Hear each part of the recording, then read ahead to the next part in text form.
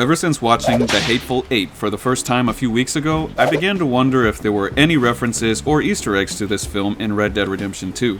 And boy, oh boy, what do you know? There actually are. I f***ing knew it! Now, it's cost me a few sessions of therapy, but I managed to watch this movie on repeat. Now, I'm gonna be honest also, it can be hit or miss for a few of these I was able to find, but for some, sure they have The Hateful Eight written all over it.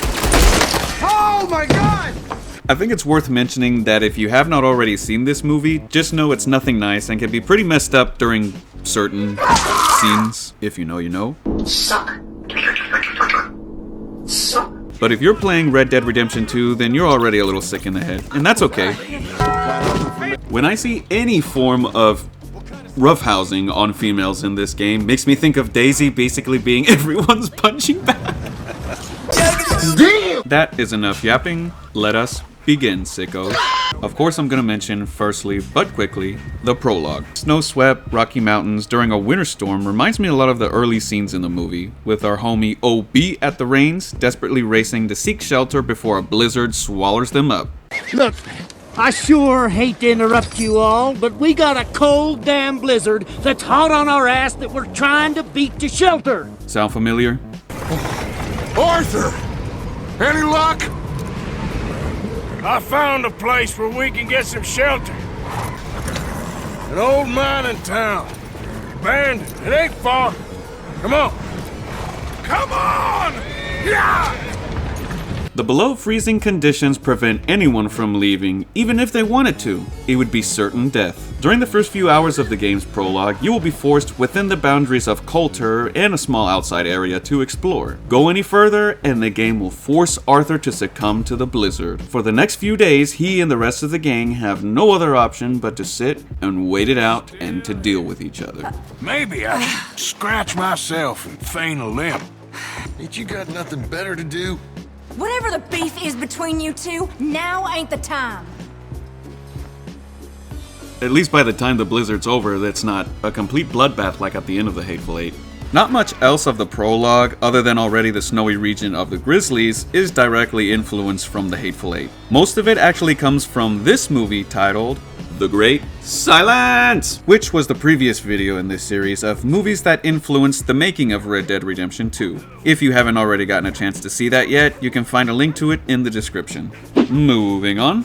The first thing I noticed that 100% is a small Easter egg from The Hateful Eight is when you pop an NPC's top like a watermelon. Oh! Sure, gory elements like dismemberment, beheading, decomposition, amputation, and even castration are nothing new to Red Dead players, but something that may be is when you use something other than a powerful weapon to obliterate someone's noggin. If you continue firing rounds from a pistol into the face of your test subject, it will suddenly snap, crackle, and pop on the fourth bullet. Now you might say, I've literally known this since day one of release. That very well may be. But what you might not have known was that the 4 bullets it takes to desecrate someone's face is a callback to this scene where Major Warren decides to execute Senior Bob for murdering Minnie and Sweet Dave. Then you killed Minnie. And Sweet Dave.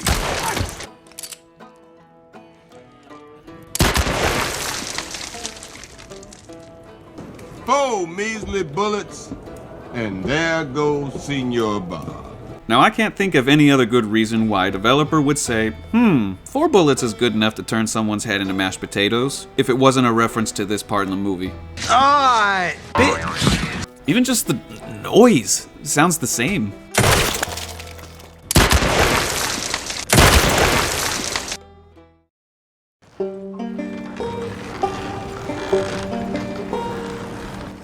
If you've seen this movie, you've no doubt tried at least once to drive a stagecoach in the mountains. Or if you've just been bored as hell. Just kinda bums me out that we don't have a 6-horse team stagecoach in the game, or what is traditionally referred to as a 6-up hitch. I've seen that some players think that this stagecoach design in particular was based on the film, but it's not. Just a quick Google search will show tons of stagecoaches from the time period that look exactly like this. But that's not to say that the one in the game and the one in the movie don't have their similarities, because they certainly do. Comments I've seen on Reddit have made connections between the movie and the confrontation with Flaco in the mountains. But to be honest, that's stretching it. Only things in common here is that it's a cold place, has a Mexican hombre, and maybe they're up there under similar circumstances. I do not know. Flaco's coat is a little similar to Senor Bob's, but that's about it for here. Only thing worth mentioning is that the coat you can find is designed from Nigel's in Red Dead Redemption 1. Of course, a long time ago I made a video about that. If you haven't seen that already, you can find a link to it in the description. I really wish we were able to recreate some of these incredible outfits in Red Dead Redemption 2, but unfortunately we are rather limited with our choices from Rockstar, especially in the story mode. My pa got killed in this here store. But we do with what we have, and this is as close as a recreation as I could get to this badass cavalry officer's uniform worn by Samuel L. Jackson's character, Major Marquis Warren. Let me know if any of you have ever tried to recreate any of these iconic outfits worn by any of the inhabitants of Minnie's haberdashery on that dreary, cold, and fateful night, or just any other Western movie in general. And while you're at it, let me know your favorite part in the Hateful Eight. That is, if you've ever seen it. Now, this is going to be the most out-of-pocket thing I'm going to say, but when the Deadeye level advances to where we can see critical areas highlighted, aiming and shooting someone's happy sack always reminds me of that scene where Major Warren got the surprise of his life during the interrogation sequence to determine who poisoned the coffee. My favorite character from this group of misfits is none other than Chris Mannix of Mannix's Marauders. Captain Chris Mannix, Mannix Marauders.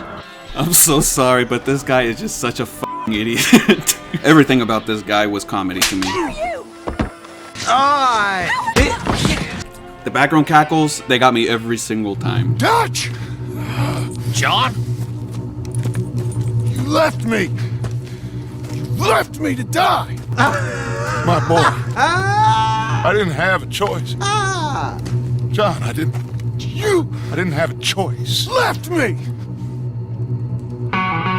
But something I noticed about him is very similar to Red Dead Redemption 2. Most players will assume the Stalker hat is a reference to Clint Eastwood's Dollar Trilogy character, Blondie, or you may know him as the Man with No Name. And while that is a hard argument to dispute, I, however, still believe that this hat is actually Chris Mannix's hat of Mannix's Marauders. Captain Chris Mannix, Mannix Marauders. Most flat-brim gambler hats like these all look about the same, but the small creases on the crown, the pencil roll on the brim, and just the overall shape of the hat looks exactly like his. One thing that is different about it in-game is the band around the hat is the one that's actually like Clint Eastwood's.